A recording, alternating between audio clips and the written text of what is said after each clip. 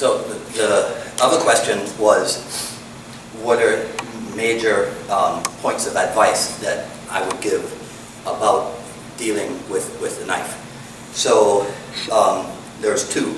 And Paul Vunak, my senior Paul Vunak is where I remember hearing this. Rule number one against a knife is run. Rule number two is if you can't run, fly. Rule number three is if you cannot apply rule number two or rule number three, you get an equalizer. So that means be proactive.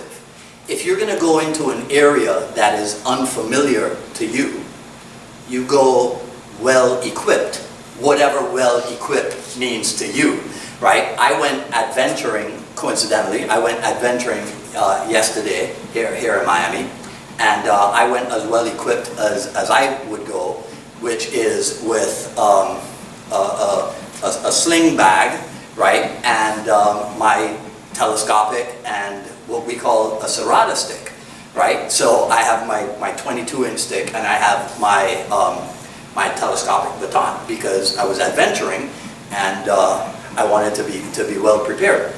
The other idea would be, I got this from a TV show. It's not on. It's still on the air, but it's not a current TV show, and it's called FLASHPOINT.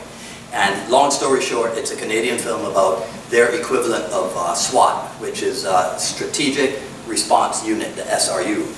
And there was an episode where somebody had taken somebody else hostage in her home and had a knife. That was the weapon of choice. And so the guy who's involved says, well, you know, why don't you guys just go in? It's just a knife.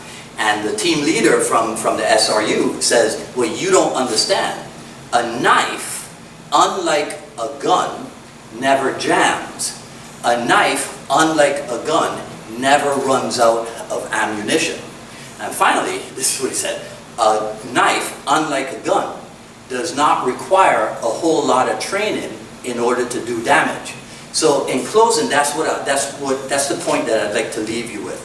A knife, even in the hands of an unskilled and untrained person, can still be a tool of maximum damage, maximum impact.